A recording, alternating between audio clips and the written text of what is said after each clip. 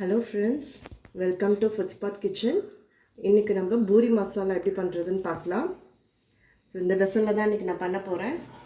இது வந்து ரொம்ப ஸ்பெஷலான வெசல். இதில் வந்து ஹீட் பார்த்திங்கன்னா ஈவனாக ஹீட் ஆகும். அதே மாதிரி 0 ஆயில் அல்லது மினிமம் ஆயிலில் நம்ம குக் பண்ணிக்கலாம். ஸோ இதில் நம்ம எப்படி மசாலா பண்ணுறதுன்னு பார்க்கலாம். வாங்க வீடியோக்குள்ளே போகலாம். ஸோ மசாலா பண்ணுறது ஸ்டார்ட் பண்ணிடலாம். ஃபஸ்ட்டு நான் முதல்ல சொன்ன மாதிரி மீடியம் ஹீட்டில் தான் வச்சுருக்கேன். இது லோ, இது மீடியம். ஸோ மீடியமில் வச்சுட்டு ஒரு நிமிஷம் அப்படியே வச்சிடலாம்.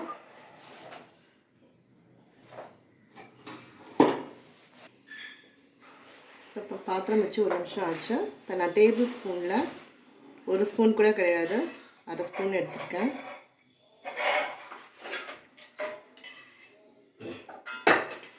இவ்வளோதான் ஆயில். இதில் வந்து ஒரு சின்ன பீஸ் பட்டை, கொஞ்சமாக சோம்பு,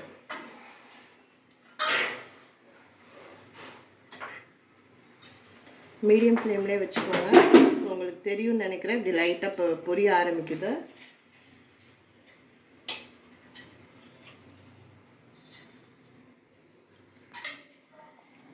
ஸோ பொரிய ஆரம்பிச்சிருச்சு. இப்போ இதில் ஒரு வெங்காயத்தை ரெண்டாக நான் கட் பண்ணியிருக்கேன்.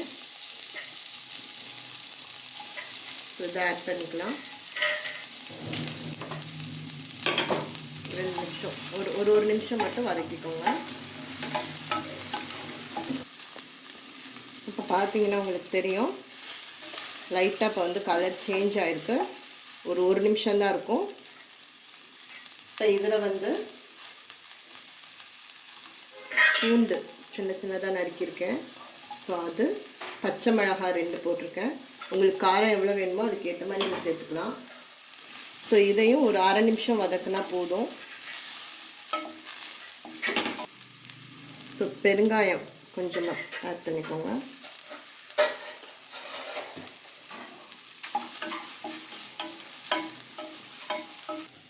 ஸோ இப்போ வந்து நம்ம இந்த லிட்டு போடக்கூடாது.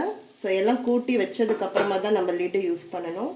ஸோ இப்போ வந்து பார்த்திங்கன்னா அரை நிமிஷம் ஆயிடுச்சு. இந்த வதங்கள் போதும்.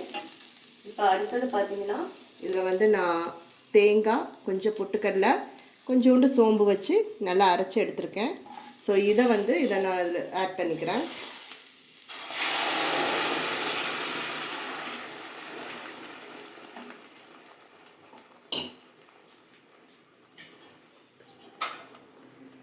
இதில் கொஞ்சம் தண்ணியை ஊற்றி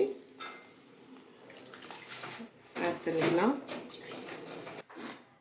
ஸோ இப்போ இதில் வந்து நம்ம தண்ணி கொஞ்சம் ஊற்றி ஆட் பண்ணியாச்சு. இப்போ இதில் வந்து நம்ம மஞ்சத்தூள் வேணுங்கிற அளவுக்கு போட்டுக்கோங்க.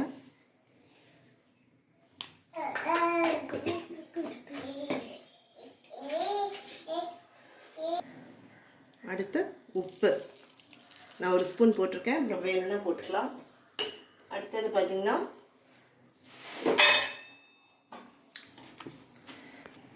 கரம் மசாலா கொஞ்சமாக ஆட் பண்ணிக்கிறேன்.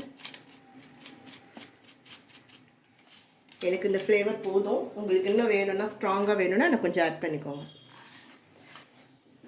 ஸோ இப்போ நான் வந்து பார்த்திங்கன்னா உங்களுக்கு தெரியும், எல்லாத்தையுமே நம்ம போட்டாச்சு. அதில் ஃபைனலாக உருளைக்கிழங்கு ஒரு 3 மீடியம் சைஸ் உருளைக்கிழங்கு எடுத்து வேக வச்சு மசிச்சு வச்சுருக்கேன். இதையும் நம்ம வந்து இதில் ஆட் பண்ணிக்கலாம்.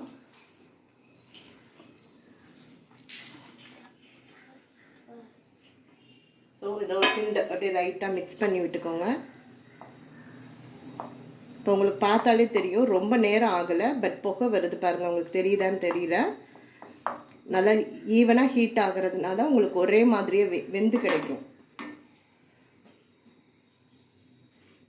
ஸோ இப்போ இது லைட்டாக கொதி வர ஆரம்பித்தோன்னா நம்ம இந்த லிட்டை மூடிட்டு அடுப்பை லோவில் வச்சுருவோம். லோவில் வச்சுட்டோம் அப்படின்னா இந்த லிட்டு வந்து ஒரு 3 to 5 மினிட்ஸில் பார்த்திங்கன்னா தடன்னு ஆட ஆரம்பிக்கும். ஸோ ஆட ஆரம்பிச்சிச்சுன்னா எனக்கு இந்த போதுமான ஹீட் எனக்கு போதும் அப்படின்னு அர்த்தம்.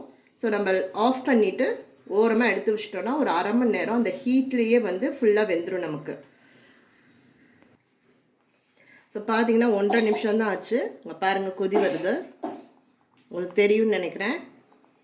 நல்லா இப்போ கொதி வர ஆரம்பிச்சு இன்னும் ஒரு நிமிஷம், ஒரு அரை நிமிஷத்தில் வந்து நல்லா கொதி வந்துடும். அப்புறம் நம்ம இந்த லிட்டை போட்டுடலாம். இப்போ கொதி வர ஆரம்பிச்சிருச்சு. இந்த ஸ்டேஜ் நம்ம கரெக்டானது. ஸோ இதில் வந்து நான் இப்போ லிட்டை போட்டுடுறேன்.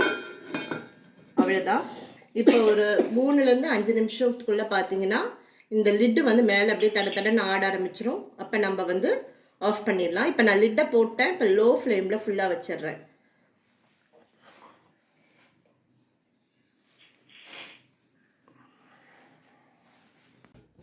இப்போ பார்த்தீங்கன்னா உங்களுக்கு தெரியும், தடன்னு லைட்டாக ஆட ஆரம்பிச்சிருச்சு.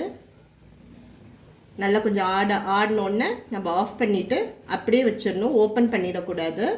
அப்படியே இருந்ததுன்னா அந்த உள்ள அந்த ஹீட்லேயே நல்லா வெந்துடும். ஸோ ஒரு 15 மினிட்ஸ் கழித்து நம்ம ஓப்பன் பண்ணி பார்த்தோன்னா சாப்பாடு ரெடி ஆயிரும்.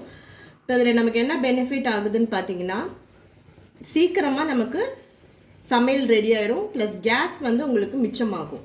ஏன்னா உங்கள் சமையலே பார்த்தீங்கன்னா ஒரு 15 மினிட்ஸ்லேருந்து ஒரு 20 மினிட்ஸ் அவ்வளோதான் ஆகும். ஸோ பாருங்கள், உங்களுக்கு தடன்னு ஆட ஆரம்பிச்சிருச்சு. இப்போ இந்த டைமிங்கில் நான் வந்து ஆஃப் பண்ணிடுறேன். அவ்வளோதான். இப்போ எதுவுமே டிஸ்டர்ப் பண்ணாமல் அப்படியே விட்டுருங்க. ஸோ பார்த்தீங்கன்னா 15 மினிட்ஸ் ஆயிடுச்சு. இப்போ நம்ம ஓப்பன் பண்ணி பார்க்கலாம். இங்கே பாருங்கள், நான் இப்போ இதை தூக்குறேன். பாத்திரம் சேர்ந்து வருது. ரொம்ப டைட்டாக இறுக்கி பிடிச்சிக்குது. இது இப்படி இறுக்கி பிடிக்கிறதுனால என்ன ஆகுதுன்னா, உள்ளே அந்த ஹீட் இருக்கிறனால உள்ளே அழகாக வெந்துடும். இப்போ இதில் இருக்குது பார்த்தீங்களா தண்ணி, இதை வேஸ்ட் பண்ணாமல் இதிலே கொட்டிடுங்க. ஏன்னா இதில் தான் நம்ம சத்து ஃபுல்லாகவே இதில் இருக்கும். ஸோ இதை அப்படி வேஸ்ட் பண்ணாமல் கொட்டிடுங்க. இப்போ பாருங்கள், நல்லா சூப்பராக கிரேவி நமக்கு ரெடி ஆகிடுச்சு. மசாலா நல்ல ஸ்மெல்லு. ஸோ டேஸ்ட்டும் பார்த்திங்கன்னா எக்ஸலண்ட்டாக இருக்குது. லெஸ் ஆயிலில் நம்ம பண்ணியிருக்கோம். நான் இன்னொரு வீடியோ வந்து உங்களுக்கு 0 ஆயிலில் எப்படி பண்ணுறதுன்றத சொல்கிறேன். ஸோ இப்போ இந்த மசாலா வந்து நமக்கு ரெடி ஆகிடுச்சு. ஸோ இந்த பூரி மசாலா வந்து நீங்கள் ட்ரை பண்ணி பாருங்கள். ட்ரை பண்ணிவிட்டு எப்படி இருக்குன்னு எனக்கு கமெண்ட் பண்ணுங்கள்.